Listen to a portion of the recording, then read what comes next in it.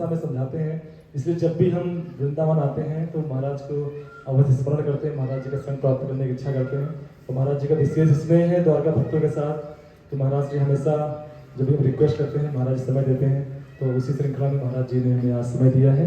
तो महाराज जी का हम स्वागत करेंगे बाय चैंटिंग हरे कृष्णा कृष्णा कृष्णा हरे हरे, हरे राम राम राम हरे हरे। ईश्वरुने श्री वृंदावन चंद्र महाराज की जय, श्री प्रभुपाद की जय।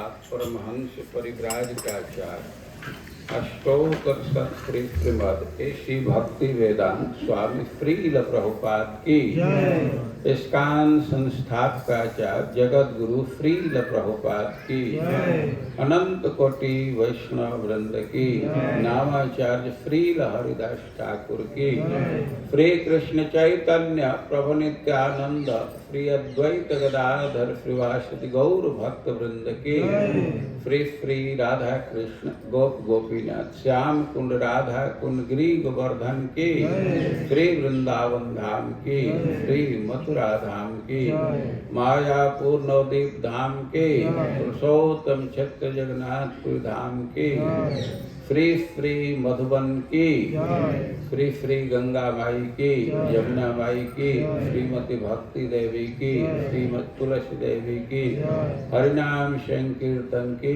गौर हरि प्रेमानंद ऑल ग्लोरी श्री श्री कृष्ण बलराम की श्री श्री राधा श्याम सुंदर की श्री श्री निताई गौर सुंदर की संवेद भक्त वृंद की श्री श्री गुरु गौरांग की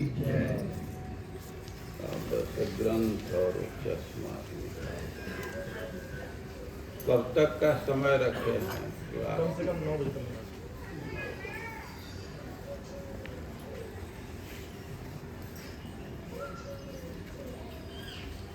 ओम अज्ञानतिमिरान्धस्य ज्ञानाञ्जनशलाकया चक्षुरुन्मिलितं येन तस्मै श्रीगुरवे नमः। हे कृष्ण करुणा सिन्धो दीनबन्धो जगत्पते गोपेश गोपिकान्त राधाकान्त नमस्ते। जयतां सुरतोर्पंग मम मंदमतिर्गति मत सर्वस्वपदाम्भोज राधा मदन मोहनौ तप्तकाञ्चन गौरांगे राधे वृंदावनेश्वरी वृषभानुसुते देवी प्रणमामि हरिप्रिये। नमो महावदान्याय कृष्ण प्रेम प्रदायते कृष्णाय कृष्ण चैतन्य नाम्ने गौरतिशे नमः। श्री चैतन्य मनोभीष्टं स्थापितं येन भूतले सोऽयं रूप कदा मह्यं ददाति स्वपदान्तिकम्। वाञ्छाकल्पतरुभ्यश्च कृपासिन्धुभ्य एव च पतितानां पावनेभ्यो वैष्णवेभ्यो नमो नमः। जय श्री कृष्ण चैतन्य प्रभो नित्यानंद श्री अद्वैत गदाधर श्रीवासादि गौर भक्तवृंद। हरे कृष्णा कृष्णा कृष्णा हरे हरे हरे राम राम राम हरे हरे। सब लोग पीछे से बोलिए, ध्यान से सुनिए और पीछे से बोलने का प्रयास कीजिए। ओम नमो भगवते वासुदेवाय। ओम नमो भगवते वासुदेवाय। ओम नमो भगवते वासुदेवाय। ओम नमो भगवते वासुदेवाय। ओम नमो भगवते वासुदेवाय। ओम नमो भगवते वासुदेवाय। अहो मधुपुरी मधुपुरी धन्या धन्या अहो मधुपुरी धन्या अहो मधुपुरी धन्या वैकुंठात् वैकुंठाच्च वैकुंठाच्च वैकुंठाच्च गरीयसी गरीयसी वैकुंठाच्च गरीयसी वैकुंठाच्च गरीयसी दीनां दीनां एकं निवासेन निवासेन दिनमेकं निवासेन दिनमेकं निवासेन हरौ हरौ भक्तिः भक्तिः प्रजायते प्रजायते हरौ भक्तिः प्रजायते हरौ भक्ति प्रजायते अहो मधुपुरी धन्या मधुपुरी धन्या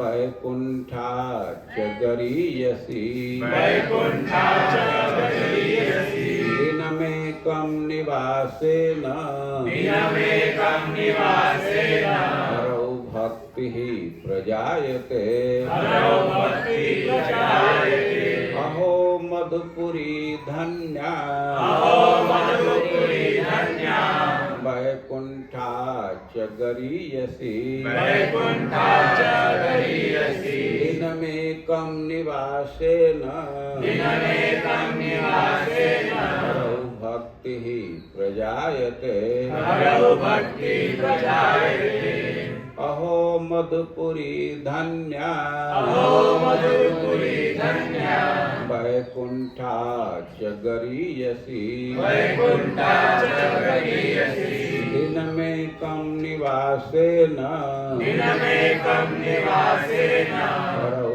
भक्तिः प्रजायते हरौ भक्ति प्रजायते अहो आश्चर्य है आश्चर्य है मधुपुरी मधुपुरी मथुरा मंडल मथुरा मंडल ब्रजमंडल ब्रजमंडल धन्य धन्य है धन्य है वैकुंठात् वैकुंठात् वैकुंठ से वैकुंठ से भी भी गरीयसी गरीयसी श्रेष्ठ है श्रेष्ठ है दीनम दीनम दीन दीन एकम एकम एक निवासेन निवासेन निवास करने से निवास करने से हरौ हरौ भगवान हरि में भगवान हरि में भक्ति भक्ति भक्ति भक्ति प्रजायते प्रजायते उत्पन्न हो जाती है उत्पन्न हो जाती है अहो मधुपुरी धन्य है धन्य है यह वैकुंठ से भी श्रेष्ठ है वैकुंठ से भी श्रेष्ठ है यहाँ एक दिन निवास करने से यहाँ एक दिन निवास करने से भगवान हरि में भगवान हरि में भक्ति उत्पन्न हो जाती है भक्ति उत्पन्न हो जाती है आप लोग ब्रज में आए हैं, ब्रज की बहुत महिमा है। आप श्लोक सुने, अनुवाद सुने, ये पद्म पुराण का श्लोक है। अहो मधुपुरी धन्य, आश्चर्य कर रहे हैं कि मधुपुरी धन्य है, पूरा ब्रजमंडल धन्य है। और वैकुंठाच्च गरीयसी, ये वैकुंठ से भी श्रेष्ठ है। वे सबसे श्रेष्ठ लोक वैकुंठ को माना जाता है। वैकुंठ प्रकृति से परे है, लेकिन ब्रजमंडल को, मथुरा मंडल को क्यों धन्य कह रहे हैं, वैकुंठ से भी श्रेष्ठ क्यों कह रहे हैं? और कह रहे हैं कि यहाँ एक दिन निवास करने से भी भगवान में भक्ति उत्पन्न हो जाए।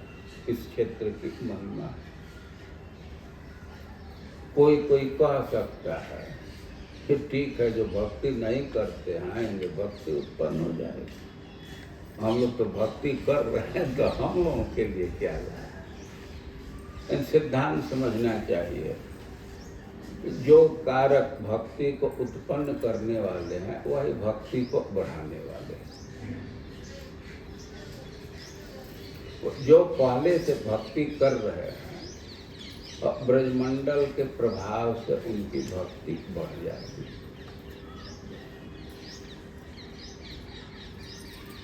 चैतन्य महाप्रभु जब ब्रज में आए और उनके विषय में लिखा गया है कि उनकी भक्ति तो ऐसे ही सबसे श्रेष्ठ है, सबसे ऊपर है, जगन्नाथपुरी में थे, उसका बराबरी कहीं नहीं है।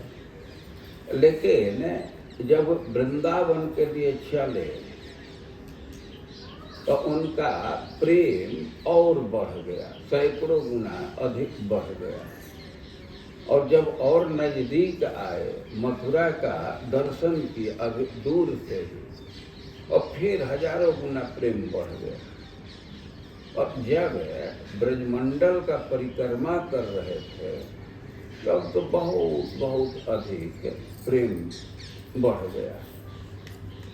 और जो व्यक्ति भक्ति में लगे हुए हैं और ब्रजमंडल का ऐसा प्रभाव है, इसके संपर्क से भक्ति में वृद्धि हो जाती। ब्रजमंडल 84 कोस में फैला हुआ, और यहाँ का एक एक कण पवित्र है, सबकी महिमा है। लेकिन 84 कोस में भी कुछ कुछ स्थान बहुत प्रसिद्ध है। और 84 कोस में अनेक स्थान है, लेकिन 12 वन बहुत प्रसिद्ध है। आप लोग कीर्तन भी करते हैं, 12 कानन बोलते हैं। और 12 वन विशेष ही महिमा युक्त है। भगवान यहाँ विविध प्रकार की लीला किए हैं। यहाँ वन है, अनेक नदी है, सबसे प्रसिद्ध नदी जमुना जी।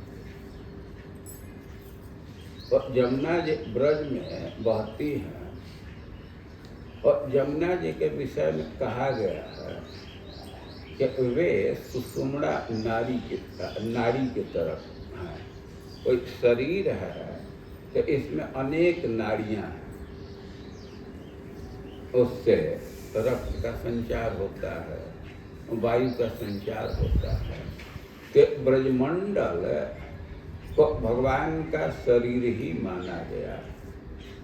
ये 84 कोस ब्रजमंडल है, भगवान के शरीर से अभिन्न है। और इसमें यमुना जी सुषुम्ना नाड़ी के समान है, और बीच से बहती हैं। तो अब वनों का विभाजन किया जाए, और 12 वन में 7 वन यमुना जी के इस पार और 5 वन यमुना के उस पार। ये 7 वन के एक बार नाम सुन लेना चाहिए। 7 वन में मधुवन, तालवन, कुमुदवन, बहुलावन, काम्य वन, खदीर वन और वृंदावन। कितना हुआ? 7 पूरा हो गया। फिर से सुन लीजिए। मधुवन, तालवन, कुमुदवन, बहुलावन, काम्य वन, खदीर वन और वृंदावन। और यमुना जी के पूर्वी भाग में 5 वन, Bhadravan, Bhandirvan, Belvan, Lohvan और महावन। ये 12 वन। चैतन्य महाप्रभु आए तो 12 वन की परिक्रमा की। सबसे पहले मथुरा में आए, कुछ रुके, इसके बाद 12 वनों की परिक्रमा प्रारंभ की। और सबसे पहले वे मधुबन में आए।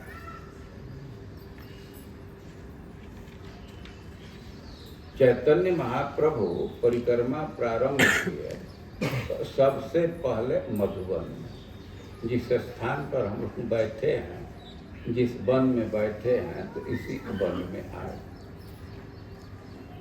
और भगवान यहाँ अनेक लीला किए हैं। अभी थोड़ी दूर पर आप जाएंगे, बलदाऊ कुंड है।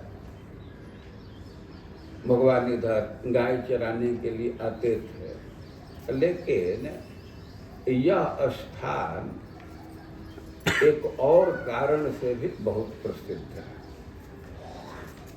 प्राचीन काल में ध्रुव जी यहाँ आकर के तपस्या की। आप जानते हैं कि ब्रह्मा जी के 2 पुत्र थे।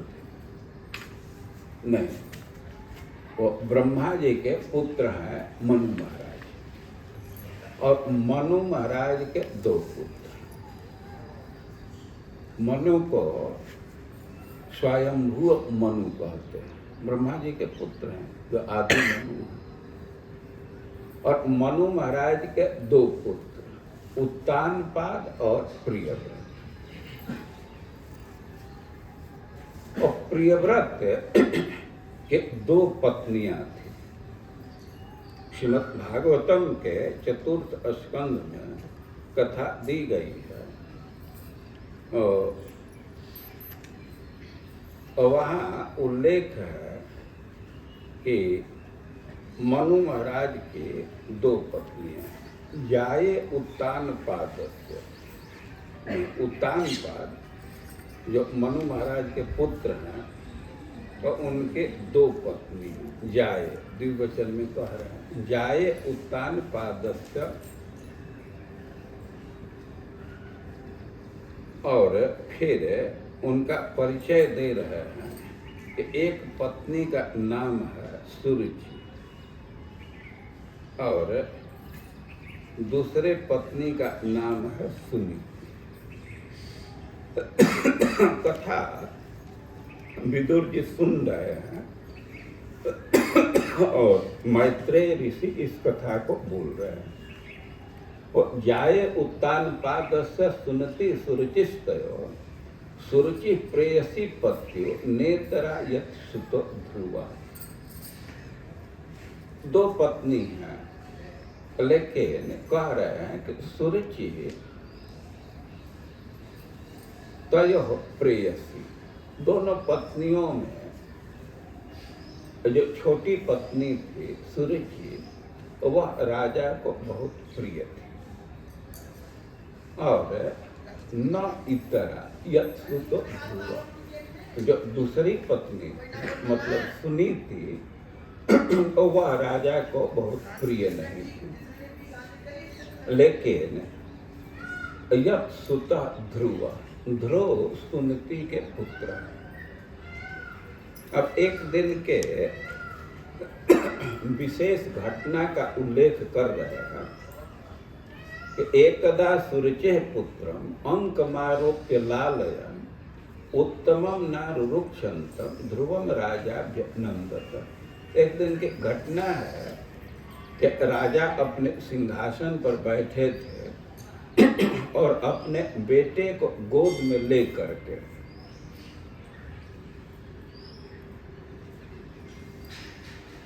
अंकम आरोप्य, पुत्रम अंकम आरोप्य, अपने बेटे को गोद में लिए थे और उसको सहला रहे थे, उसका पालन कर रहे थे।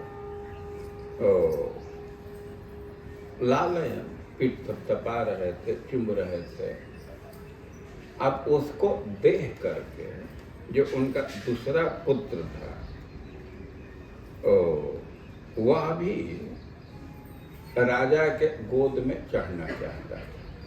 वह छोटे छोटे बच्चों के स्वभाव में देखा जाता है कि एक लड़के को जो स्थान देते हैं दूसरा भी उसी को चाहता है। कभी कभी तो माता पिता परेशान हो जाते हैं। ट्रेन में चलते समय हम देखे हैं कि एक बच्चे को ऊपर चढ़ाते हैं ऊपर वाले बर्थ पर, और दूसरा कहता है कि हम भी जाएंगे, और दूसरे को उतारते हैं तो अभी उतरने के लिए कहने लगता है। और उत्तम को गोद में रखे थे और उसको सहला रहे थे, और ध्रुव भी वहां पहुंच गए और वह भी प्रयास कर रहा था कि हम भी चढ़ जाएं। वो चढ़ने का प्रयास कर रहा था, लेकिन राजा न अभ्यनंदता, लेकिन राजा उसको लिफ्ट नहीं दे रहे थे, उसका सपोर्ट नहीं कर रहे थे। वे लड़का चाहता है चढ़ना, तो उनका कर्तव्य बनता था कि उसको बैठा ले, चढ़ा ले, लेकिन वे ऐसा नहीं कर रहे थे।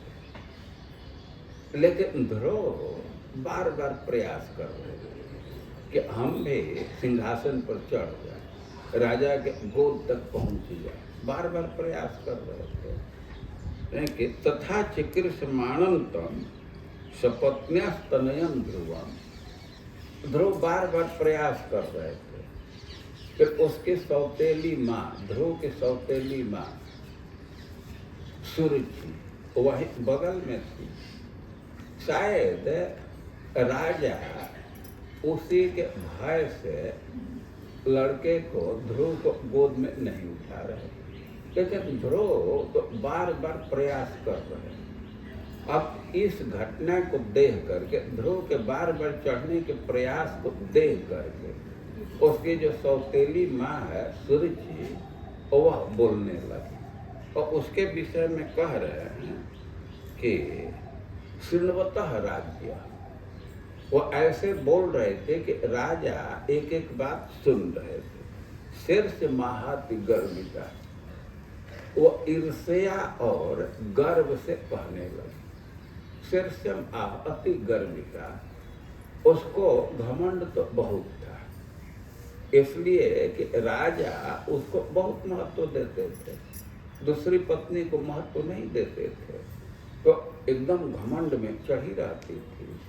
तो ईर्ष्या के साथ वो बोलना प्रारंभ किया। उसके बोलने के विषय में दो बात कह रहे हैं कि अति गर्विता, तो बहुत घमंड में है, और स ईर्ष्या, ईर्ष्या के साथ वो बोल रही। ईर्ष्या कहते हैं जब दूसरे के उत्कर्ष से जलन हुआ है। और ध्रुव भी राजा के गोद में चढ़ना चाहता है, राजा के सिंहासन पर चढ़ना चाह रहा है, पर इसको वह सहन नहीं कर रही थी, उसको जलन हो रहा था।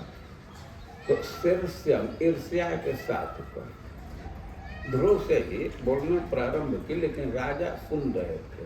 शृण्वतः राज्य, ये कह रहे न वत्स निपते कृष्ण भगवान आरूढ़ मरहति। और ध्रुव से कह रहे कि बेटा तुम राजा के आसन पर नहीं चढ़ सकता, निपते कृष्ण जो राजा का आसन है, तो तुम उस पर नहीं चढ़ सकता। मानो ध्रुव कहते हैं क्या मैं तो राजा का पुत्र हूँ, तुम्हारा तो स्वाभाविक अधिकार है। तो वह कह रही न गृहीत मया यत्व कुक्षा वपि नृपात्मजा,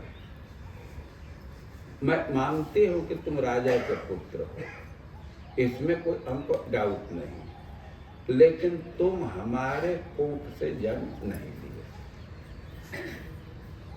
और उसका साफ आशय है कि राजा का पुत्र होने से कोई सिंहासन पर नहीं चढ़ेगा, रानी का पुत्र होना पड़ेगा। केवल राजा के पुत्र होने से सिंहासन पर नहीं चढ़ सकता। और भी वह बोल रही है, कहने लगे कि बालों से बतनात्मान अन्य स्त्री गर्भ समृतम नूनम वेद भवान जैसे दुर्लभर्ते मनोरथ। है कि अभी तुम छोटा बच्चा हो, तुम्हें न अपनी स्थिति का पता है और न यहाँ के स्थिति का पता है, इसी से तो यह दुर्लभ मनोरथ कर रहे हो। तो कह रही है कि बालों से बतनात्मानम अन्य स्त्री गर्भ समृत, तुम बच्चा हो, तुमको यह अनुसंधान नहीं है, तुमको यह ध्यान नहीं है कि तुम दूसरे स्त्री के पेट से जन्म लिए। इसीलिए तो राजा के सिंहासन पर चढ़ने का प्रयास कर रहे और कह रहे कि तपसा राध्य पुरुषम तस्यैवानुग्रहेण में गर्भे तुम साधयात्मान यदि चसे निपासन। यदि तुमको राजा के सिंहासन पर चढ़ने की लालसा ही है तो मैं उपाय बतला रही। तुम तपस्या करो, भगवान को प्रसन्न करो और उनकी कृपा से तुम अपने को मेरे पेट में लाओ। देखिए कितना घमंड की बात है। अब भगवान जिस पर प्रसन्न हो जाए तो सीधे राज्य नहीं दे देंगे। वो सुरुचि के अधीन है कि उसके पेट में जो जाएगा उसी को राज्य देंगे। भगवान प्रसन्न हो जाते हैं तो कुछ भी दुर्लभ नहीं। आप लोग देवताओं के माँ का नाम सुने होंगे, अदिति।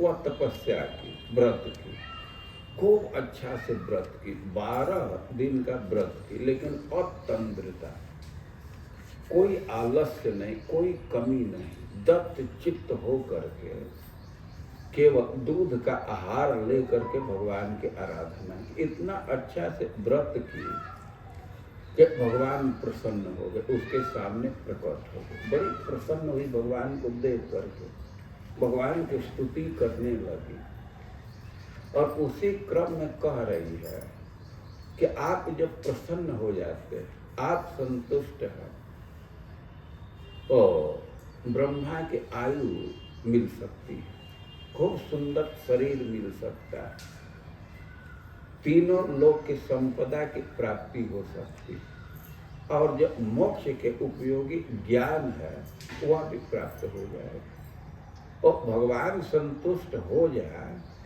तो कुछ भी प्रदान कर सकते हैं। लेकिन सुरुचि के गर्व को देखिए, इसी से कह रहे हैं शीर्ष महाति गर्विता। उसका इतना घमंड चढ़ा था कि मानो भगवान को भी उसके थ्रू जाना पड़ेगा, इतना घमंड में थी। तो कह रही है कि तपसा राध्य पुरुष, तुम तपस्या करो, भगवान को संतुष्ट करो और उनसे वर मांगो कि तुम्हारा जन्म हमारे पेट से, तब तुमको राज सिंहासन मिल सकता है। जब ऐसे बोली तो ध्रुव महाराज को बहुत बुरा लगा। ध्रुव महाराज छोटे बच्चे हैं, लेकिन उनको इतनी बात तो समझ में आ रही है कि हमारे माँ को हीन बतला रहे, ये तो स्पष्ट है। अपने बराबर हमारे माँ को नहीं समझ रही, उसको हीन बतला रही है। और ध्रुव महाराज को बड़ा दुख लगा। वो कह रहे हैं कि मातु सपत्ना से दुरुक्ति विद्ध, वो जो कटु वचन था उनका हृदय विध गया। शशन रुषा दंड तो यथा, और उनको बहुत क्रोध आया। क्रोध के विषय में उपमा दे रहे हैं कि जैसे डंडे पर कोई सांप पर कोई डंडा चला दे, कोई सर्प पर उसको डंडा से कोई मार दे तो सर्प जैसे क्रोध में हो जाता है, फुफकार छोड़ने लगता है और अपने सौतेली माँ की बात को सुन करके ध्रुव महाराज को बहुत क्रोध के मारे लंबी लंबी सांस लेने लगे और वहां से चल दिए सन्नवाच्य। क्योंकि पिताजी भी तो एक एक बात को सुन रहे थे, लेकिन न अपने पत्नी को मना किए और न ही अपने पुत्र को कोई सांत्वना दिए। देखिए बच्चों के स्वभाव में है कि बच्चे कोई कष्ट अनुभव कर रहे हैं, कहीं अपमान अनुभव हुआ और माता पिता उसको सांत्वना देते हैं तो थोड़ा रिलीफ महसूस करता है। और ध्रुव महाराज तो बहुत दुख अनुभव कर रहे थे अपने सौतेली के माँ के बात से, लेकिन राजा कुछ नहीं बोल रहे, पिता कुछ नहीं बोल रहे, सन्नवाचक। और ध्रुव महाराज को क्रोध आया और पिता को छोड़ करके अपने माँ के पास गए। हित्वा विसंतम पितरम सन्नवाचम जगाम मातु प्ररुदत सकाशम। और रास्ते में वे रोते हुए जा रहे थे। और ध्रुव तो छोटे बच्चे हैं, धीरे धीरे जा रहे हैं, लेकिन सुरुचि जब बोल रही थी या राजा का जो व्यवहार था, तो वहाँ के जो दास दासी थे वे भी देख रहे थे। वे राजा के दरबार में तो अनेक लोग होते हैं, और कुछ दासियाँ ये सब घटना को जा करके ध्रुव के माँ को बतला दी, सुनती को बतला दी। और तमनी स्वसंतम स्फुरिता धरुष्टम सुमीप रुत्संग उदुय्य बालम निशम्य तत्पौर मुखानितांतम साव्य बिथे यत गदितम सपत में। ध्रुव के माँ भी बहुत दुखी हो गई। उसकी सौत जो बात बोली थी और उसको जान करके वो बहुत दुखी। और ध्रुव रोते हुए जा रहे हैं और कह रहे हैं कि सबसे पहले तो बच्चे को गोद में उठाई उदुह्य बालक, और क्या घटना हुई है ये सब बात सुन करके उसको बहुत दुख लगा, व्यथे बहुत व्यतीत हुई उसका। और आगे कह रहे कि सोत्सिर्ज धैर्य विललाप, वो दुखी हुई और उसका धैर्य समाप्त हो गया और खूब रोने लगे, खूब विलाप करने लगे। कह रहे कि सोत्सिर्ज धैर्य, अब उसका धैर्य समाप्त हो गया, धैर्य छोड़ दी। धैर्य छोड़ दी, इसका क्या आशय है?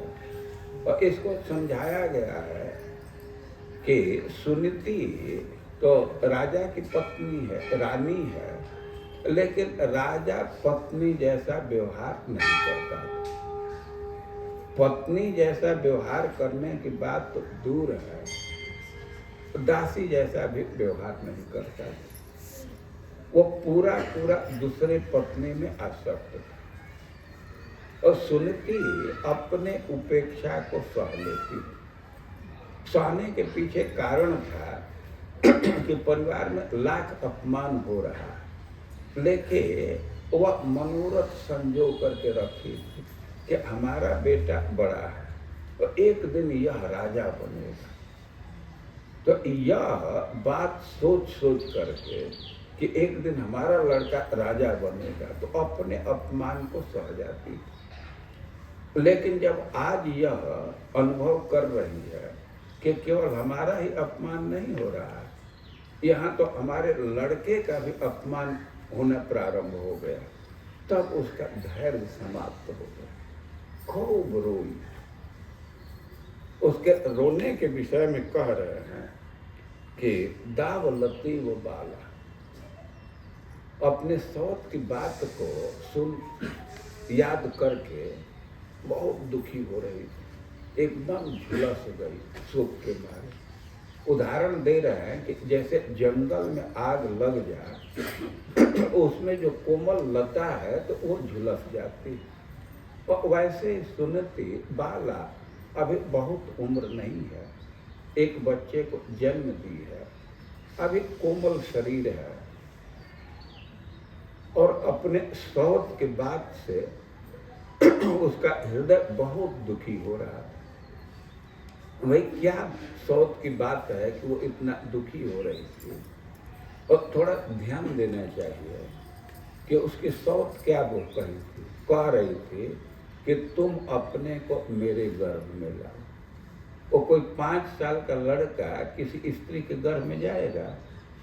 किसी दूसरे स्त्री के गर्भ में जाने का मतलब है तो पहले मरे, वो मर जाए तब न दूसरे स्त्री के गर्भ में जाएगा।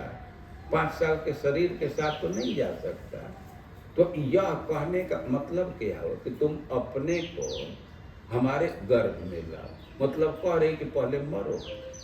अब थोड़ा सोचिए कि किसी भी माँ को कितना कष्ट होगा, उसके लड़के को मरने का कोई साप दे, मरने को कहे, तो कितना दुखद ये बात होगी। और इसी बात का स्मरण करके सुनते बहुत दुखी थी, बहुत रो रही थी। और दीर्घम शशंति ब्रिजनस्य पारम अपश्यति बालक महाबालक। अब तो उसको भविष्य अंधकार में दिखने लगा। पहले तो आशा संजो करके रखी थी कि हमारा जो गति है, हमारा जो अपमान, हमारा लड़का राजा बनेगा ना, लेकिन अब तो वो अरमान खत्म हो गया। अब तो कोई भविष्य ही नहीं दिख रहा था, सब अंधकार दिख रहा था। लेकिन उस स्थिति में भी वो बच्चे को गोद में उठाई और प्रथम उपदेश दे रही है। ये माँ मंगलम तात परेश मनस्ता भूंगते जनो यत पर दुख दस्त। कि बेटा दूसरे का अमंगल मत सोचो। देखिए कोई भी माँ है और उसकी यही इच्छा रहती है कि हमारा बेटा सदा सर्वदा सुखी रहे। और माँ अपने लड़के की चेतना पर अनुमान कर रही है कि अभी इसका अपमान हुआ है, ये बहुत इसका अपमान हुआ है, तो इसमें प्रतिशोध की भावना जग रही होगी। ये कुछ योजना कर रहा होगा इसका बदला लेने के लिए।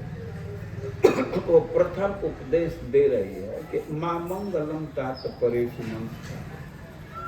हे बेटा दूसरे का अमंगल मत सोचो, क्योंकि जो व्यक्ति और दूसरे को दुख देने की योजना करता है और उसको वह दुख उसको खुद भोगना पड़ता है। दूसरे को दुख देने की योजना कर रहा है, अब दूसरे को दुख देने में सफल होगा नहीं होगा यह तो बाद की बात, लेकिन उसको जरूर उस दुख को भोगना पड़ेगा। और कोई माँ तो यह नहीं चाहेगी ना कि हमारे बेटे को भविष्य में दुख आए, और कह रहे कि बेटा दूसरे का मंगल मत सोचो। यह सिद्धांत है। दूसरे का जो अमंगल करता है और उसका अमंगल हो जाता है। इसी ब्रज की घटना है। अभी भगवान 1 साल के थे और तब तक कंस एक दैत्य को भेजा कृष्ण को मारने के लिए। वो दैत्य योजना करने लगा कि कैसे कृष्ण को मारे, और पीछे एक घटना को याद किया और कहा कि वो आई थी पुतना, उसके पास शक्ति था, कौशल था, लेकिन बुद्धि नहीं थी। वो बुद्धि का उपयोग नहीं किया। सब लोग उसको देख लिए, तो हम ऐसे जाएं कि कोई हमको देख न सके, और लड़के को उड़ा करके मथुरा में ले जाना, कंस के सामने पटक करके मारना है कि उसको पूरा पूरा विश्वास हो। तो सोचा कि कोई देखे ना, इसको चुरा करके ले जाना चाहिए। तो वह अब कृष्ण को चुराने के फेरा में था, तो वो हवा का रूप धर लिया, वह बवंडर का रूप धारण कर लिया। भाई हवा का अनुभव तो आप करते हैं, देखते तो नहीं है ना। वो चोरी करना है तो सोचा कि हमको कोई देख न पाए, भाई हमको उसको कोई देखे या न देखे, लड़के को चुरा रहा है, कोई उड़ा रहा है तो वो तो देख लेंगे घटना, तो सोचा कि इसको भी रोकना चाहिए। चोरों को भी बहुत टेक्निक आता है। तो बवंडर का रूप धारण कर लिया कि सबके आंख में धूल भर जाए। अब धूल भर जाएगा, कोई आंख खोलेगा ही नहीं, तो देखेगा क्या। फिर भी संभावना है कि लड़का रोने लगेगा तो आवाज सुनाई देगी। तो बवंडर का रूप धारण किया, सन सन सन सन हवा में इतना आवाज आने लगा कि कोई आवाज भी न सुन सके। ये सब है चोर लोग उपयोग करते हैं। अभी मैं थोड़े दिन पहले पढ़ा था पटना की घटना। ये कोई क्राइम हुआ, किसी की हत्या की है, और जिस घर में घुसे उसके बगल में ये डीजल होता है ना, वो चालू कर दिए। भाई उधर चीख आएगा कुछ तो इस आवाज में विलुप्त, उस आवाज को कोई सुन न सके। डीजल ये पंप होता है ना, इसको चालू कर दिया, खड़खड़ खड़खड़ करके अभी इसका आवाज आ रहा है। और तृणावर्त बहुत बहुत योजना किया कि कोई देख न सके, बच्चे की आवाज न सुन सके। फिर बच्चे को टांग करके ले करके भागेंगे तो रोएगा ना, आवाज करेगा। तो सब जगह वो बवंडर का आवाज फैला था। कृष्ण को उड़ा करके ले गया। अब कृष्ण को ऊपर उठाया तो भगवान कुछ प्रतिकार नहीं कर रहे थे। माँ यशोदा तो उनको भूमि पर रख दी थी। उसके पहले तो गोद में ले करके लालन कर रही थी। वहाँ घटना दी गई है कि यशोदा कृष्ण को गोद में रखी थी और बार बार उसका मुख चूम रही थी। थोड़ा भी बाल ललाट पर आया है तो उसको पीछे हटा करके मुख चूम रही है, ललाट चूम रही है, और बार बार मुख को देख रही थी। और यशोदा को बहुत सुख मिल रहा था अपने पुत्र के मुख को देखने में, तो बार बार देख रही थी। लेकिन केवल यशोदा कोई सुख नहीं मिल रहा था। जो आसपास के गाय बछड़े थे तो वे भी कृष्ण को देख करके बड़ा सुख अनुभव कर रहे थे। तो सब गाय और बछड़े घेर लिए और वे कृष्ण के मुंह को देखने के लिए यशोदा को घेर करके खड़े हो गए। माँ यशोदा लड़के को ऐसे कहे, बाबू गाय चराए जी, गाय के साथ जाएंगे। अब कृष्ण तो हाथ पकड़ लिए कि हाँ गाय के साथ जाऊंगा, गाय के साथ जाऊंगा। अब गोद से लड़क करके नीचे जाने लगे। यशोदा के सामने समस्या। तो इधर से तो गाय बछड़े घेरे हैं और ऊपर पक्षी भी कृष्ण के मुंह को देख करके घेरे हुए थे, वे भी देख रहे थे।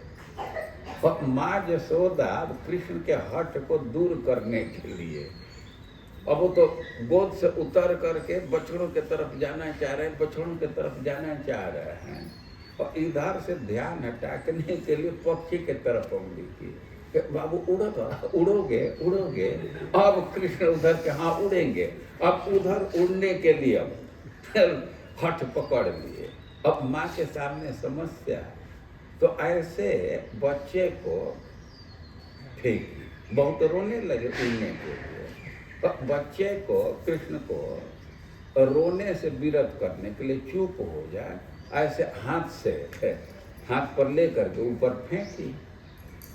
अब कृष्ण तो खुश हो गए, हाथ में रोक ली, अब हंसने लगे। तो सोचे कि अब काम पूरा हो गया, लेकिन फिर कृष्ण रोने लगे। वो चाह रहे थे कि बार बार फेंके। अब माँ यशोदा बार बार फेंक रही है। तो एकदम फूल जैसा हल्का कृष्ण है, लेकिन थोड़े देर के बाद तो वजन बहुत बढ़ने लगा। अब इतना वजन बढ़ने लगा कि माँ यशोदा गोद में रख ही नहीं सकती थी, गिरिकूटवत। कृष्ण ऐसे भारी हो गए जैसे लग रहा था कि कोई पर्वत का शिखर। माँ यशोदा और कुछ समझ नहीं पा रही, बड़ी दुखी हुई, बड़ी निराश हुई, और माँ पृथ्वी से कही कि मैं कृष्ण को जन्म दी, लेकिन उसको तो गोद में भी नहीं रख सकती। और हे पृथ्वी देवी, आप तो सबकी माँ हो, सबको धारण करती हो, तो भले मैं जन्म दी हूँ, लेकिन इसका भी माँ आप हो, आप ही इसको संभाल सकती हो, और अपने गोद में इसको रखो। और इस भावना से भूमि पर रख दी। और अभी अभी सोच रही थी कि क्या करें, तब तक बवंडर आ गया, कृष्ण को उड़ा ले गया। भगवान तो उड़ गए। इस पर भी कवियों ने उत्प्रेक्षा किया, वे इतने भारी हैं तो तृणावर्त कैसे उड़ा ले गया। तो एक कवि ने लिखा है कि भगवान कुछ नीति का सिद्धांत स्थापित करना चाहते हैं। तो कह रहे हैं कि दुश्मन भी अपने दरवाजा पर आ जाए तो उठ करके उसका सत्कार करना चाहिए। तो मानो कृष्ण इसलिए उठ गए। लेकिन अब जब कृष्ण देखे कि तो स्टेयरिंग मोड़ दिया मथुरा के तरह, तो अब ये बहुत भारी हो गए, अब भारी लगने लगे, तृणावर्त को ढोना ही कठिन हो गया। अब उसको संशय होने लगा कि बच्चा को उड़ा करके लाया हूं कि कोई पत्थर उड़ा करके लाया। इतना भारी तो बच्चा नहीं होगा, तो वो अब छू करके देख रहा है कि बालक है कि पत्थर है, तो देख रहा है कि नहीं तो बालक है, अंगुली है, हाथ पैर है, कि ना बालक तो इतना भारी नहीं हो सकता है। लगता है कि पत्थर में ही अंगुली निकल गया। जैसे आप लोग देखते हैं ना, आलू होता है उसी में कोई एक आकृति बन जाती है, या पत्थर में भी भगवान का रूप भी दिखता है, कोई एक आकृति दिखती है। कोई कोई पत्थर है कि बाघ जैसा दिखता है, कोई कोई पत्थर है कि नृसिंह देव दिखते हैं।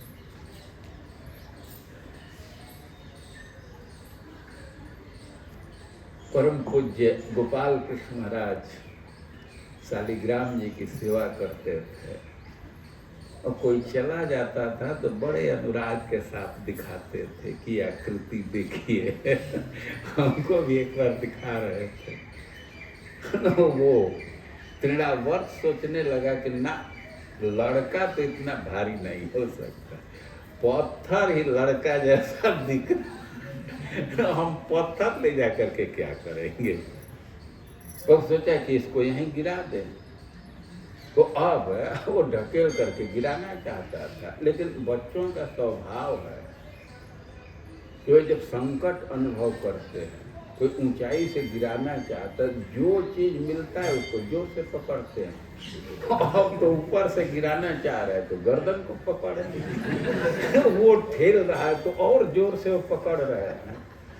अब इतना जोर से पकड़े कि उसकी बोलती बंद और मर गया। अब तो भगवान के सामने समस्या है कि इसको गिरावे कहाँ। तो सोच रहे कि पुतना गिरी थी तो 6 कोस का बगीचा खत्म हो गया, तो इसको गांव से बाहर गिरावें तो गांव सुरक्षित रहेगा, लेकिन बाहर गिराएंगे तो ब्रजवासियों को पता नहीं चलेगा, तो वे दुखी रह जाएंगे। तब योजना की कि गांव के भीतर ही गिरा रहे। और एक बहुत बड़ा चट्टान था, बरसात में गाय उधर आ करके खड़ी होती थी, वहीं दुहा जाता था। ब्रजवासी बड़ा बड़ा चट्टान ला करके रख दिए थे कि मिट्टी न कटे गाय के खुर से, तो भगवान वहीं गिरा है। अब वो गिरा तो उसका शरीर तो बहुत विशाल हो गया था, अपने रूप में आ गया था, और वो खंड खंड हो गया, और भगवान बिल्कुल प्रसन्न थे। अब इस घटना को देख करके जो भी ब्रज की स्त्रियां हैं, तो वे कहने लगे कि हिंसा तो पापे न खलह विनष्ट, यह अपने पाप से मर गया। छोटे से बच्चे को मारना चाहता था, वो अपने पाप से मर गया। और सिद्धांत दे रही कि साधु समत्वेन भयाद विमुच्यते, और जो व्यक्ति समभाव रखता है, दूसरे के दुख को अपने दुख के समान समझता है, तो उस पर कोई संकट भी आता है तो इस पुण्य से, इस भावना से संकट से मुक्त हो जाता है। और ब्रज की स्त्रियां इस घटना पर टिप्पणी दे रही है कि ये तो अपने पाप से मर गया, बच्चे को मारना चाहता था और बच्चा तो समभाव रख रहा है, कोई को न दुश्मन मानता है न मित्र मानता है, वो तो समभाव रखता है, तो इसी से बच गया। और ब्रज की स्त्रियां सिद्धांत दे रही हैं, ये स्थापित सिद्धांत है। ध्रुव की माँ अब बच्चे को गोद में उठा ली, बच्चा रो रहा है, लेकिन कह रही है कि माँ मंगलम तात परेश मनस्था, हे बेटा दूसरे का अमंगल मत सोचो, क्योंकि भूंगते जनो यत्पुर दुख दस्ता, तो जो व्यक्ति दूसरे को दुख देना चाहता है तो वह उस दुख को भोगने के लिए बाध्य है। और वे कहने लगे कि सत्यम सुरक्षा विहितम भगवान में यदुर्भगाया उदरो गृहीत, तुम्हारी सौतेली माँ सही कही, तुम मुझ दुर्भगा के कोख में आए हो और हमारे एक दूध से, हमारे स्तन से तुम्हारा पालन हुआ, तो मैं तो दुर्भगा हूँ। तो सही कह रही है। और समझाने लगे कि आतिष्ठ तत्तात विमत्सरत्व उत्तम समात्रा जदव्यलिक, कि भले ही वे डा से बोल रही है, तुम्हारी सौतेली माँ है, तुमको मारना चाह रही है, लेकिन जो सही बात बोली है तो उसी का तुम आचरण करो। आतिष्ठ तत्तात विमत्सरत्व उत्तम समात्रा जदव्यलिक, जो सही बात है और उसको तुम ग्रहण करो। तो क्या सही बात है? वो कही थी कि तपसाराध्य पुरुष, तुम तपस्या करो, भगवान को संतुष्ट करो, राज्य यदि चाह रहे हो। और यह बात तो बिल्कुल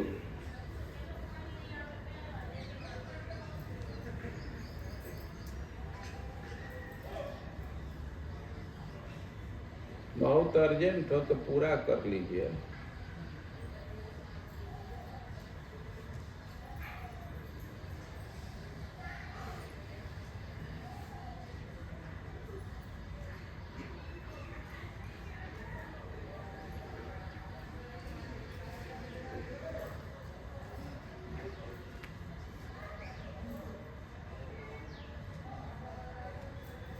जो दूसरा कार्य अर्जेंट हो तो उसको पूरा कर लेना चाहिए। पैरेलल कार्य नहीं करना चाहिए। फोटो खींचने के बिना नहीं बनेगा तो खींच लो, टाइम है। नहीं तो फोटो ही खींच लीजिए, बंद कर देते हैं, काम खत्म। हरे कृष्णा कृष्णा कृष्णा हरे हरे, हरे राम राम राम हरे। अब तो खत्म ही कर दिए, लेकिन अब तो हम यहीं रोक देंगे तो हम पर दोष बुद्धि करेंगे, तो हम कथा तो नहीं करेंगे, लेकिन कुछ और भी बात थोड़ा बोल देंगे।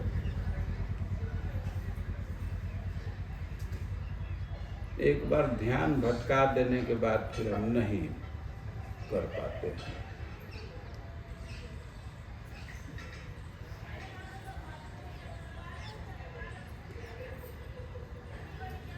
ध्रुव अपने माँ के बात को सुन करके इसी स्थान पर आए, तपस्या किए और भगवान का दर्शन प्राप्त किया। हरे कृष्ण।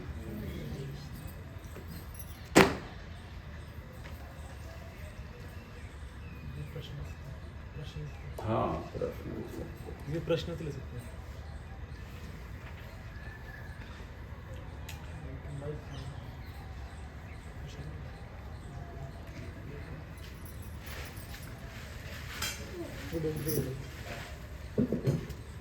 हरे कृष्णा महाराज जी। तो महाराज जी, जैसे आपने स्टार्टिंग में बताया कि वृंदावन एक ऐसा ऐसा स्थान है जहाँ आके इंसान की भक्ति लेटअप हो जाती है। तो महाराज जी, जैसे कॉलेज पेजिंग में हम लोग कई बार बच्चों को यहाँ कैंप में लाते हैं, बच्चे स्टूडेंट्स को। तो महाराज जी, उसमें कई बार मैंने आइडेंटिफाई किया है कि कुछ बच्चों के अंदर तो एकदम अचानक से आ जाती है भक्ति, मतलब एकदम ही डिवोशनल हो जाते हैं। उनसे पूछो कैसा लगा, तो मतलब ऐसी बातें बोलते हैं कि इतनी अच्छी अच्छी रिलेवेशन देते हैं कि हम भी शॉक हो जाते हैं वो। लेकिन कुछ बच्चे ऐसे होते हैं महाराज जी, जो सेम, जिनको कंटेंट मिला, सेम क्लासेस मिली थी उनको, सब कुछ सेम था, प्रसादम भी सबको सेम दिया, लेकिन उनसे पूछा तो फिर सम मतलब वो अप्रिशिएट नहीं कर पाते कि यहाँ धाम आया। बस उसने बोला कि वृंदावन आया, बस यही अचीवमेंट है कि अब बता सकता हूँ लोगों को। तो महाराज जी, इसके पीछे का लॉजिक क्या है कि ठीक है, कहाँ आप रहते हैं? दिल्ली में। दिल्ली में रहते हैं। वहाँ ये जो बेस्ट हॉस्पिटल हैं, दो चार का नाम बतला सकते हैं? Apollo hospital. अपोलो हॉस्पिटल नामी है। क्रिटिकल केस को भी वे डील कर लेते हैं, ठीक कर देते हैं। और वहाँ से कभी डेड बॉडी निकलता है कि नहीं अपोलो से?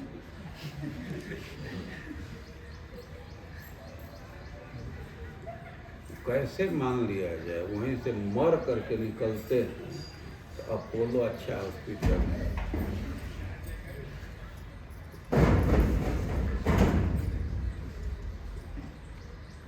दो चार केस निकल जाए तब तो सर्टिफिकेट खत्म कर देंगे ना उसका, मानेगा?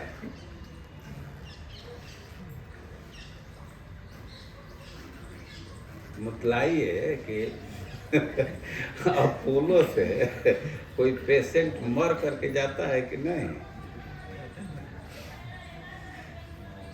तो कैसे हमको आदमी कि अपोलो अच्छा हॉस्पिटल है? अधिकांश लोगों पर अच्छा असर आता है ना।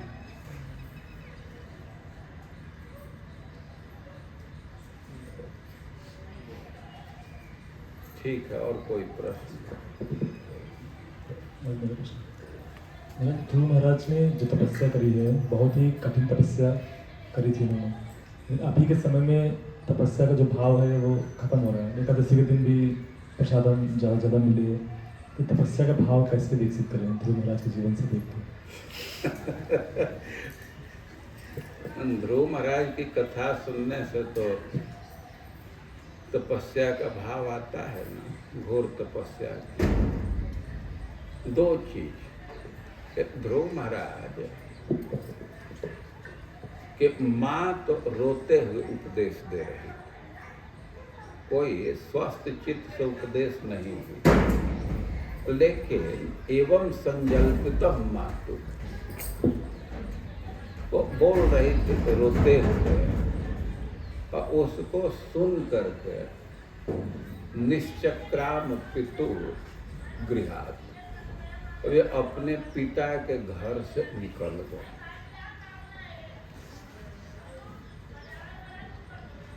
उसके माँ तो नहीं कहे थे कि तुम घर से निकल जाओ, वो कहे थे कि तुम भगवान की भक्ति करो, उनका आश्रय रखो। घर से क्यों निकल गए? देखिए, ध्रुव अभी 5 साल के हैं, लेकिन उनको इतना विवेक काम कर रहा है कि भक्ति के लिए घर का वातावरण ठीक नहीं। भले ही 5 साल के हैं, लेकिन इतना तो वे कैलकुलेट कर लिए कि यहाँ तो लाभ ही बचा हुआ है। इस परिवार में तो पॉलिटिक्स चल रहा है। भक्ति के अनुकूल नहीं है, तो वे निकल गए। और सिद्धांत समझना चाहिए कि भक्ति के पंथ में चल रहे और कुछ अपना विवेक जरूर चाहिए। जब तक अपना कुछ विवेक नहीं होगा और उसको गुरु और शास्त्र भी बहुत सहायता नहीं कर पाते। वे क्या अपना विवेक होना चाहिए, तो उसका मिनिमम स्तर दिया गया है कि संसारिक जीवन शैली से निर्भीड़ता, उदासीनता आ जाना चाहिए। अपने से यह मन विचार में आ जाना चाहिए कि जो संसार का शैली है उससे हम सुखी नहीं हो सकते। अभी नहीं सुखी होंगे संसार के जीवन शैली से, तो कोई दूसरा जीवन शैली अपनाना होगा। तब गुरु के पास जाए, इस चेतना में जाएगा गुरु के पास कि संसारिक जीवन से हम सुखी नहीं हो सकते, तो गुरु सहायक होगा। इसी श्रीमद् भागवतम में कहा गया है कि न तस्य तत्वं ग्रहणाय साक्षात् वरीयसीरपि वाचा समासम्, कि उस व्यक्ति को उपनिषद के वाक्य भी तत्व ग्रहण नहीं करा सकते। किस व्यक्ति को? यानी कि स्वप्ने निरुक्त्या गृहमेधि सौख्यम न जस्य हेयानुमितम स्वयं स्यात्। जिस व्यक्ति को अपने ही संसारी सुख में, अपने से ही संसारिक सुख में, खास करके जो स्त्री पुरुष का सुख है, गृहमेधी का सुख है, और उसमें हे बुद्धि न हो जाए। अरे भाई कैसे हे बुद्धि अपने से हो जाएगा? क्योंकि स्वप्ने निरुक्त्या, स्वप्न के उदाहरण से, सपना में आप कोई भोग पा गए, कोई धन पा गए, उसका महत्व देते हैं? नहीं महत्व देंगे नहीं, तो कहीं कोचिंग करना पड़ता है, कह दे रहे तो सपना का अपने से अनुमान कर लेते हैं ना कि उसका कोई वैल्यू नहीं है। तो जैसे स्वप्ने में प्राप्त भोग में हे बुद्धि अपने से कर लेते हैं, तो वैसे ही जो गृहस्थी का सुख है, तो इसमें अपने से हे बुद्धि हो जाएगा। अपने से हे बुद्धि करना होगा, तभी व्यक्ति भगवान को समझ पाएगा। अपने से हे बुद्धि नहीं है, अपना विवेक नहीं है, तो उसको शास्त्र और गुरु भी बहुत सहायता नहीं कर पाए। इसको और स्पष्ट किए हैं चाणक्य पंडित, जस्य नास्ति स्वयं प्रज्ञा शास्त्र किम करिष्यति। जिसको अपना विवेक नहीं है, तो शास्त्र उसके लिए क्या करेगा? लोचनाभ्याम विहीनस्य दर्पण किम करिष्यति। जिसका दोनों आंख चौपट है, तो उसको दर्पण से, मिरर से कुछ लाभ मिलेगा? कितना ही अच्छा मिरर दे दीजिए, जब तक आंख नहीं है कुछ लाभ नहीं मिलेगा। और कुछ अपना विवेक चाहिए। दो छोटा सा बच्चा है, लेकिन इतना निर्णय ले लिए कि भक्ति के लिए यह जगह ठीक नहीं, कहाँ जाना है, क्या करना है, कुछ पता नहीं, लेकिन संकल्प है कि भक्ति करनी, और इस स्थान में ठीक भक्ति नहीं, निकल गए। तो जब ही घर से बाहर हुए, नारद जी आ गए। श्रील प्रभुपाद जी लिखे हैं कि जिस व्यक्ति को भक्ति का संकल्प होता है, तो सहायक मिल जाते, तो भगवान डायरेक्ट सहायता करेंगे या किसी को भेज देंगे। ध्रुव के लिए और नारद जी को भेज दिए, किसी के लिए वेद चैतन्य कोई भेज देंगे।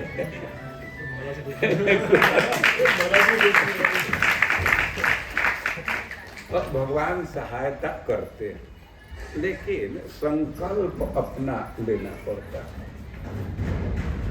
थोड़ा सा अपना विवेक जागृत करना पड़ता है। संसार को आप देखेंगे तो ये विवेक जागृत हो जाएगा। अब व्यक्ति जोड़ी बांध करके संसार में प्रवेश करता है और उसका उद्देश्य क्या है? सुख हत्ते दुख हत्ते सुखाए। सोचता है कि सारी समस्या को अब दूर कर देंगे, सुखी हो जाएंगे। अरे हमारे दादा संसार की समस्या को दूर नहीं कर पाए, हमारे बाप भी नहीं कर पाए, लेकिन अब युवक लोग बड़ा उत्साह से चलते हैं कि दोनों मिल जाएंगे, हम एकदम सुखी जीवन हो जाएंगे। लेकिन ऐसा होता नहीं, बल्कि नया नया उलझन और खड़ा हो जाता है। और ये अपने से विवेक जागृत करना होता है। और भजन का संकल्प लेने से वो भगवान सहायता करते हैं। ध्रुव घर से निकल गए, नारद जी आए, पहले टेस्ट लिए कि सच्चा संकल्प है कि नहीं। तो करे लड़का ये भजन करने का टाइम है, घर चले जाओ, घर चले जाओ। ये मान अपमान क्या होता है? ये तो मन का विचार है। लेकिन वो कहे कि गुरुजी बात तो सही है, लेकिन हम अपने स्वभाव से बाधित थे, ये उपदेश किसी ब्राह्मण को दीजिए। हमको तो उपाय बतलाइए कि हम अपने पिता से, दादा से, परदादा से भी ऊंचा राज्य प्राप्त करें। जब ऐसे कहे तो नारद जी कहे कि तुम्हारी माँ जो कही है वही उपाय। ध्रुव को माँ समझाई थी कि बेटा तुम्हारे खानदान की यही परंपरा है। तुम्हारे दादा मनु महाराज भगवान की आराधना के यज्ञ से पूर्व दक्षिणा, वो दक्षिणा खूब दिए यज्ञ में। कभी कभी लोगों के मन में विचार आता है पैसा क्यों दूसरे को दे। वे समझना कि दक्षिणा देने से भगवान प्रसन्न होते हैं। पूर्व दक्षिणा यज्ञ तो यज्ञ किए और खूब दक्षिणा दी, तो वे पूरा भूमंडल का राज्य प्राप्त किए और मोक्ष भी प्राप्त किए। और तुम्हारे जो परदादा हैं ब्रह्मा जी हैं, तो वे भी भगवान की आराधना करके ही राज्य प्राप्त किए। और उनका जो पद है तो सब लोग उसका सम्मान करते हैं। तो कुल की यही परंपरा है। और तुम भी भगवान को हृदय में धारण करके शुद्ध मन में स्थापित करके और उनका भजन करो। और ऐसे वो बोली थी, नारद जी कहने लगे कि जो तुम्हारी माँ बतलाई है वही निष्प्रेयस का पंथ है। और भगवान बतलाए, नारद जी बतलाए कि तुम मधुबन चले जाओ। और मधुबन के विषय में बतलाए कि यत्र नित्यम सान्निध्य हरे। ये मधुबन की विशेषता है कि भगवान प्रकट दिखे या न दिखे, उनका सान्निध्य, उनका एसोसिएशन प्राप्त हमेशा होता है। भगवान हमेशा रहते हैं और प्रकट देखे या न देखे उनका एसोसिएशन जरूर मिल जाता है। और एक एक चीज बतलाए कि तुम वहाँ जा करके कालिंदी में स्नान करना, जमुना जी में स्नान करना, 3 समय स्नान करना, अनुसवन, और मंत्र दिए ओम नमो भगवते वासुदेवाय, इसी मंत्र का जप करना। ये मंत्र की महिमा बतलाए कि जो व्यक्ति इसका जप करता है तो थोड़े दिन में ही उसको सिद्धि मिल जाती है। और कहे भगवान के रूप का वर्णन किए कि ध्यान करो और भगवान की पूजा करना। पूजा के विषय में द्रव्यमय कुछ वस्तु दे करके भगवान के पूजा के लिए वस्तु सब जगह सुलभ है। वृक्ष के कोमल पत्ता चढ़ा करके, तुलसी जी का पत्ता चढ़ा करके पूजा कर सकते हैं, शुद्ध जल दे करके पूजा कर सकते हैं, दूब के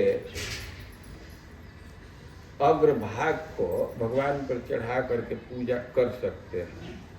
और जैसे नारद जी बतलाए थे वैसे वे किए। तो ध्रुव महाराज के विषय में कहा गया है कि जब यहाँ आए तो तपस्या में लग गए और घोर तपस्या में लगे। वे यहाँ आए तो पहले तो शरीर को शुद्ध किए, स्नान किए, प्राणायाम इत्यादि करके और वे दोष को खत्म किए और भोजन पर बहुत उनका नियंत्रण था। वे तपस्या का मुख्य अंश है कम खाना कम सोना। भोजन जब तक नियंत्रित नहीं करेंगे और तब तक दूसरे इंद्रियों को नियंत्रित करना कठिन होता है। और यहाँ वाये तो कह रहे हैं कि तत्राभिषिक्त प्रयत तमुपोष्य विभावरी समाहित पर्यचरत ऋष्या देशेन पूर्वत। एक दिन तो उपवास रही और स्नान करके जैसे नारद जी बतलाए थे वैसे पूजा प्रारंभ किए और घोर तपस्या त्रिरात्रांते कपित्थ बदरासन आत्मवृत्त्यानुसारेण मासम निन्य अर्चयन हरि। पूजा रोज करते थे, 1 महीना तक भोजन 3 दिन पर करते थे। वो भी कुछ बैर का फल और कैंथे का फल 3 दिन पर वे खाते थे। और जब दूसरा महीना प्रारंभ हुआ तो द्वितीयम च तथा मांसम षष्ठे भको दिने तृणपर्णादिभिश्रील कृतान्योभ्यर्चय विभो। दूसरा महीना में केवल सूखा पत्ता खाते थे। अर्भ का छोटा बच्चा है और वो भी 6 दिन पर, रोज नहीं, 6 दिन के गैप पर सूखा पत्ता खाते। और जब तीसरा महीना प्रारंभ हुआ तो 9 दिन पर केवल वायु भक्षण करते थे। और ऐसे ये भोजन का संकोच किए, आहार का संकोच किए और घोर तपस्या में लगे। और 6 महीना में ही भगवान उनके सामने प्रकट उपस्थित हो गए।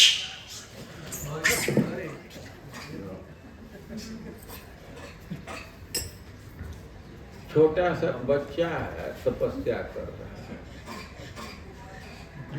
और ध्रुव का तो अनुकरण कोई नहीं कर सकता।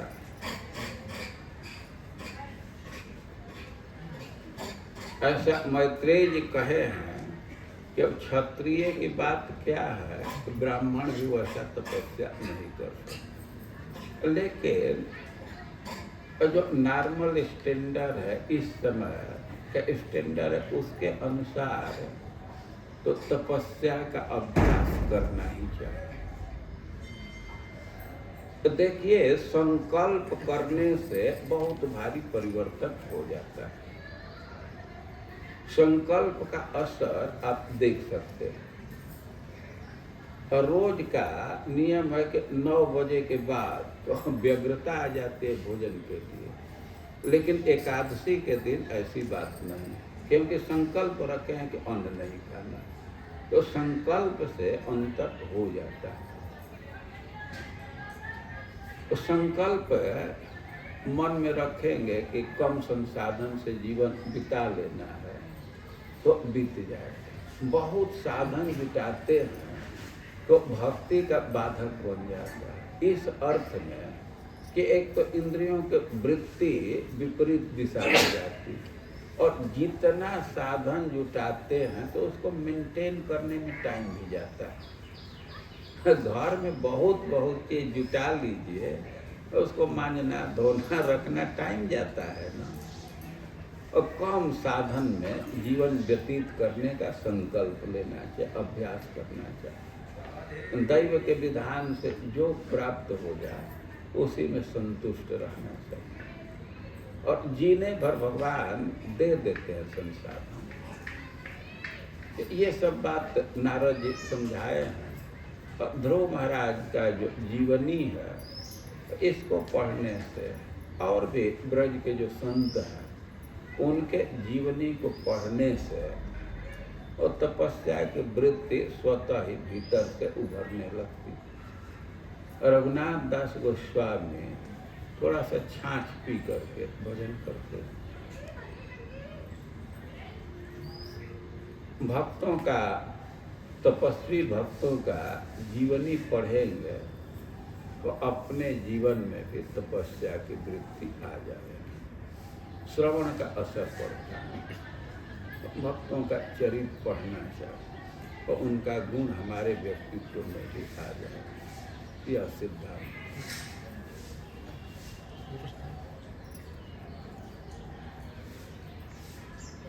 हरे कृष्ण। महाराज जी, इतना सुंदर कथा के लिए बहुत धन्यवाद महाराज जी। एक प्रश्न था महाराज जी कि जैसे आप कथा के प्रारंभ में ही ध्रुव महाराज की वंशावली का बता रहे थे कि किस तरीके से ब्रह्मा के पुत्र मनु हुए हैं, उत्तानपाद। महाराज जी, इसी परंपरा में मनु महाराज ने और उनकी पत्नी ने बहुत भारी तपस्या करी और भगवान प्रसन्न होकर उनके पुत्र रूप में आगे प्रकट हुए 3 बार। तो लेकिन उनकी तपस्या काफ़ी लंबी चली, काफ़ी हजारों वर्षों की तपस्या रही।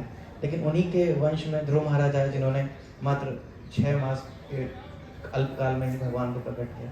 तो महाराज, ध्रुव महाराज जी की तपस्या में ऐसा क्या विशेष था कि भगवान इतने अल्पकाल में ही इतना रीझ गए? आपको नहीं कुछ अंतर दिख रहा है? मतलब अंतर तो दिख रहा है महाराज जी, लेकिन मतलब जब मनु महाराज की तपस्या सुनते हैं तो वो भी बहुत ही भारी तपस्या थी। हाँ ठीक है, तपस्या की है, लेकिन भोग में भी रहे ना, राज्य किए ना।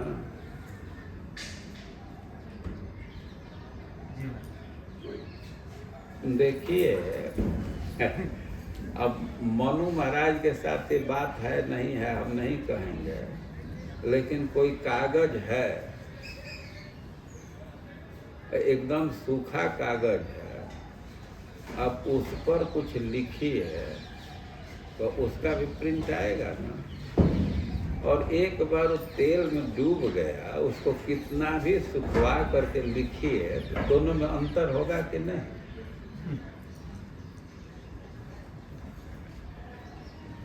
अंतर होगा।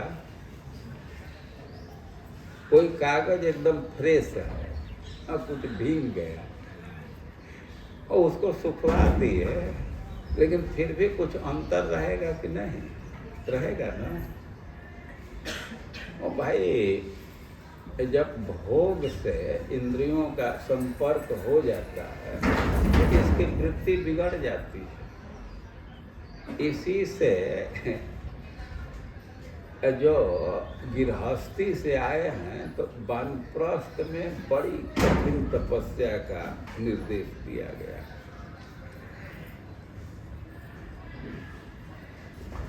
अब हम तो गृहस्थी जीवन के कोई एक्सपर्ट नहीं हैं, लेकिन कितना परिवर्तन होता है। वह ब्रह्मचारी हैं तो अपना बर्तन धोना कुछ काम लगता ही नहीं, लेकिन गृहस्थी जीवन में अब अपना बर्तन धोना, अपना कपड़ा धोना भी पहाड़ हो जाता है। अब श्रीमती जी न धो करके दें तो वो तो उसी पर काम चलाते रहेंगे पुराने पर। बहुत भारी परिवर्तन हो जाता है। और मनु महाराज तपस्या किए, उनको भी भगवान मिले, लेकिन ध्रुव जैसा तो बचपन में तपस्या नहीं प्रारंभ किए ना। तो भाई अंतर हो जाता है। इसी से भगवान गीता में उपदेश दिया, तस्मात् इंद्रियाण्यात नियम्य भरतर्षभ। मन को समाहित करना है तो प्रारंभ में इंद्रियों को नियंत्रित करो। भाई जो जितना स्थूल है और उसको नियंत्रित करना उतना आसान है, जो जितना सूक्ष्म है उसको नियंत्रित करना उतना कठिन है। तो मन को नियंत्रित करना चाह रहे हैं तो पहले इंद्रियों को, क्योंकि मन का डाटा इंद्रियों से है। जब तक कि इंद्रियों का केबल नहीं जोड़ेंगे तब तक कोई डाटा नहीं पहुंचेगा।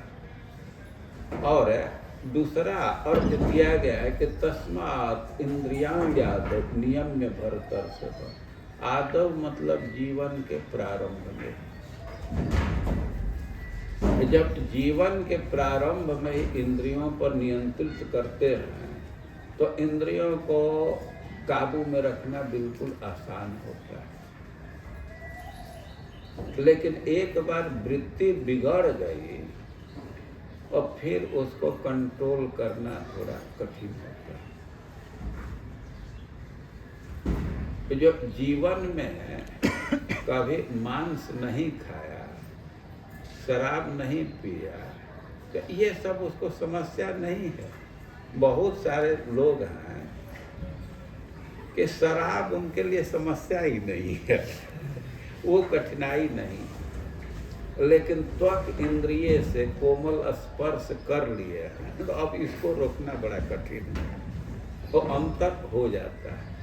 तो हम सब अंतर नहीं जानते हैं, लेकिन भाई एक तो प्रकट अंतर है कि ध्रुव महाराज बहुत कम अवस्था में जीवन के प्रारंभ में तपस्या में लग गए।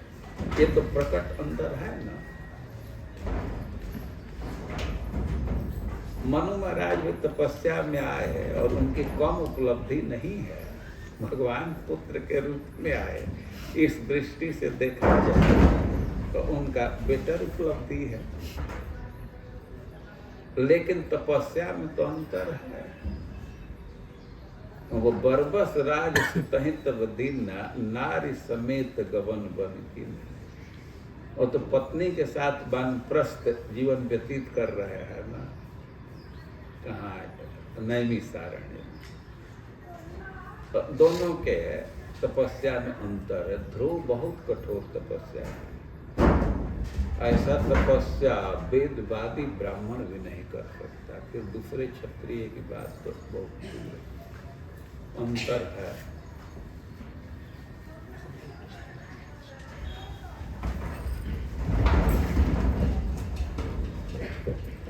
तो महाराज ध्रुव महाराज ने तपस्या किया तो भगवान का दर्शन हुआ तो वो शुद्ध हो गए और उन्होंने अपनी इच्छा को बदल दिया कि मुझे राज्य नहीं चाहिए। दूसरी तरफ जैसे कर्दम मुनि है या फिर और एक भी नाम बोल रहा हूँ मैं, ययाति महाराज, उनको दर्शन भगवान का हुआ लेकिन उनका इच्छा बना रहा। तो कैसे इसे समझे महाराज?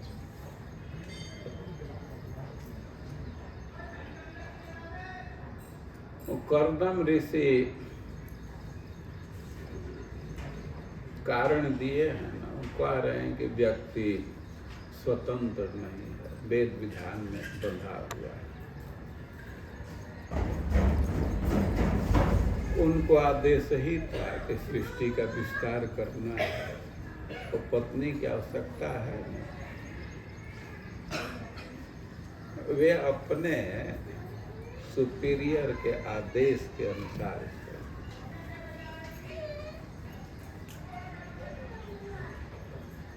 बहुत भोग की लालसा से नहीं विवाह किया। उनका जीवन पढ़े है ना,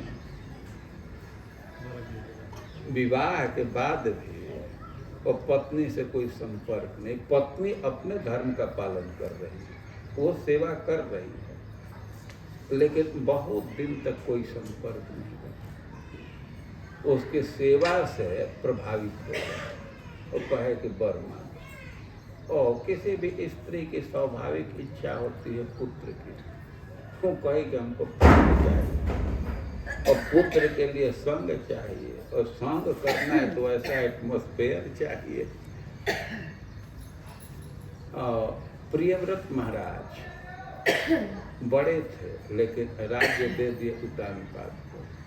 हम नैष्ठिक ब्रह्मचारी रहेंगे, नारद जी से ट्रेनिंग ले रहे थे, लेकिन सुपीरियर की आज्ञा, ब्रह्मा जी आज्ञा मान करके विवाह किया।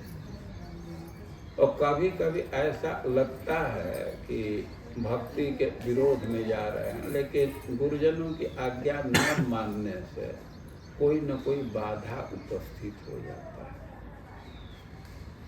तो प्रियव्रत महाराज में देखिए कि राज्य का त्याग करते थे, लेकिन ऐसी आवश्यकता पड़ गई कि ब्रह्मा जी कह रहे हैं, नारद जी तो एकदम विरक्ति का अब दीक्षा ही देने वाले थे, लेकिन स्वीकार कर लिए। प्रश्न किए, स्वीकार किए भाई। और बड़े लोगों के आज्ञा का उल्लंघन करने पर कोई भक्ति में कोई न कोई अंतराय बन करके आ जाता है। अंतराय मतलब बाधा बनकर। कुरदम ऋषि गुरुजनों की आज्ञा के, यह ध्रुव महाराज की इच्छा तो खत्म हो गई थी, लेकिन भगवान पर है तो इतना 36,000 वर्ष राज्य किए हैं। बड़े लोगों की आज्ञा का महत्व, उनके आशीर्वाद का महत्व। आज्ञा का उल्लंघन करेंगे कोई न कोई अवरोध आ जाए।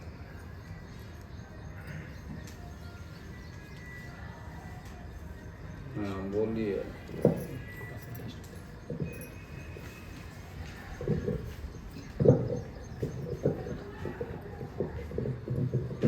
प्रणाम महाराज। महाराज जैसे अभी कथा में सुन रहे थे, जैसे सुरुचि माता ने ध्रुव महाराज के प्रति एक तरीके से अपराधी किया है, बच्चे को मरने के लिए बोल दिया। आजकल हम देखते हैं मेरे निजी जीवन में भी कि वैष्णव अपराध बहुत ज़्यादा होता है महाराज। 16 माला नहीं होती, लेकिन वैष्णव अपराध 17 माला के ऊपर हो जाता है।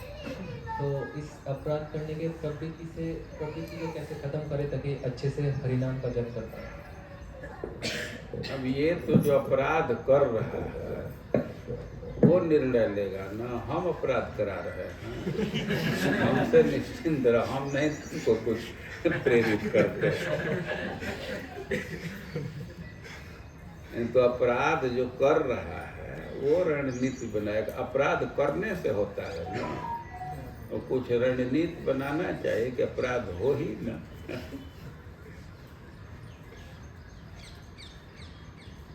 अपराध करने से ही होता है ना, उसको रोक देना चाहिए, नहीं करना चाहिए, काम खत्म।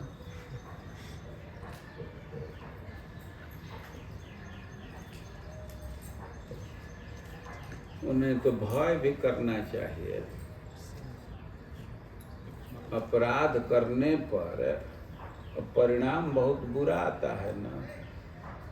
सुरुचि अपने स्नेह में, बेटे के स्नेह में ध्रुव को मारना ही चाह रही है कि तपस्या करके मेरे घर में, तो एक बार मर जाएगा तो अब तो अगले जन्म में जो हो उसके लड़के का कोई प्रतिद्वंदी नहीं रहेगा ना। तो उसकी योजना तो यह थी, लेकिन हुआ विपरीत। उसके लड़के को दूसरे मारती, यक्ष मारती, और खोजते हुए ये गई कि ये भी जंगल के आग में जल करके खत्म। तो अपराध करके सुखी जीवन व्यतीत नहीं कर सकते, और भी बुरा जीवन हो जाएगा। तो कैलकुलेशन करके भी अपराध से बचना ही मंगलप्रद। सुरुचि के इतिहास जानते हैं ना, अभी तो बात सुने तो उसके मन में तो यही है कि हमारा बेटा का एक छत्र राज्य रहे, सौत का बेटा मर जाए तो अच्छा है। लेकिन भगवान कंट्रोलर है ना, विपरीत हो जाता है। ध्रुव की माँ तो कह रही है कि बेटा दूसरे का मंगल मत सोचो, क्योंकि दूसरे का जो मंगल सोचेगा तो उसी पर घटित हो जाए। चाहने से नहीं होता है, भगवान पर विश्वास रखना चाहिए। तो सतपथ का त्याग नहीं करना चाहिए। सतपथ रहने से भगवान सहायता करते हैं, भगवान के आशीर्वाद से सब मंगल होता है।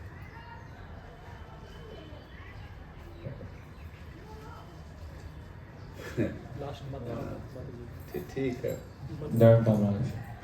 महाराज जैसे बता रहे थे ना कि यहाँ पे एक बलराम कुंड है, उसका कुछ पास टाइम से बता रहे थे।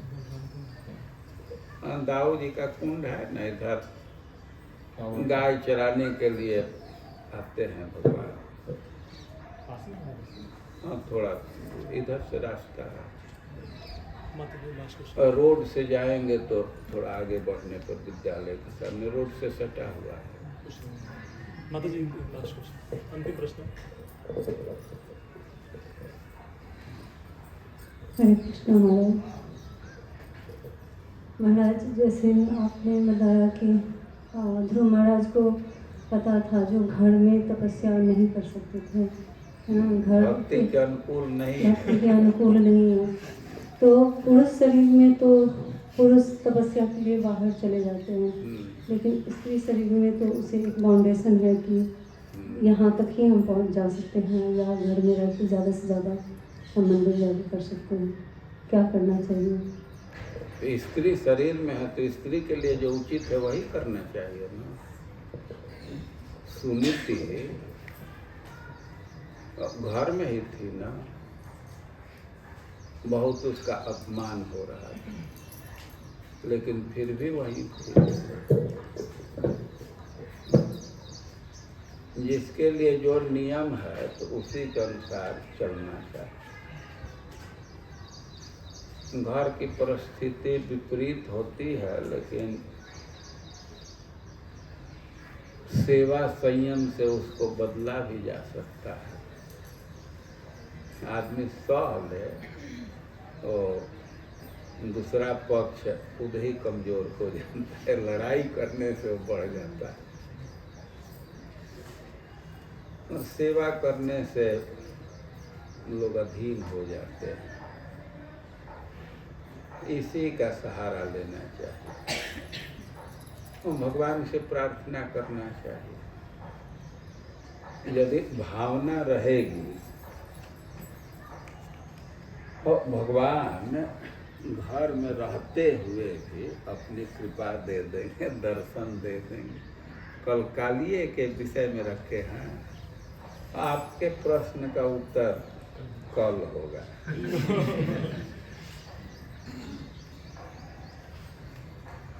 ठीक है। जगत गुरु श्रील प्रभुपाद की जय। हरे कृष्णा। तो हम महाराज से भी बहुत ही आभारी हैं कि महाराज ने बहुत सुंदर सुंदर शिक्षाएं दी हैं, किस प्रकार से हमें दूसरे का मंगल नहीं सोचना चाहिए, और तपस्या करके हम जैसे ध्रुव महाराज ने पसंद किया, अपनी तपस्या बंद नहीं कर सकते हैं, लेकिन प्रेरणा दे सकते हैं। तपस्या करने के लिए साधु संतों से प्रेरणा लेना चाहिए। महाराज जी का जीवन भी तपस्या से भरा हुआ है। हम सबके लिए महाराज समय देते हैं, वृंदावन निवास करते हैं, कथा करते हैं। तो इस प्रकार से महाराज ने बहुत सारी शिक्षाएं दी हैं, और कल भी महाराज का संग में प्राप्त होगा। तो आज के लिए हम महाराज को भी धन्यवाद देते हैं कि महाराज ने सुंदर कथा करी है। तो महाराज के हृदय से धन्यवाद व्यक्त करेंगे बाय चैंटिंग हरे कृष्णा कृष्णा कृष्णा हरे हरे, हरे राम राम राम हरे हरे। हे जरूर वृंदावन चंदास गोस्वामी महाराज की जय, श्री प्रभुपाद की जय।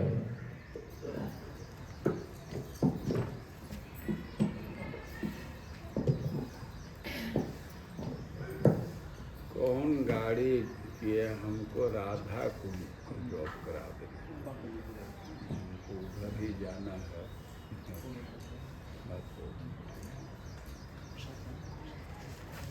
प्रसाद कुछ भक्त लोग थोड़ा सा लेंगे, हम तो कुछ रखे उधर जाकर ये काट कर बुलाए।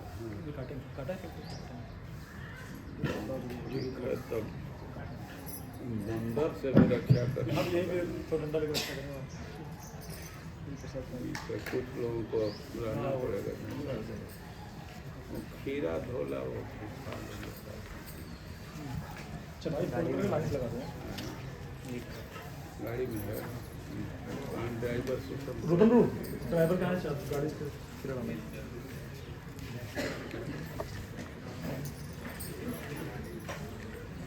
रिकॉर्डिंग चल रही है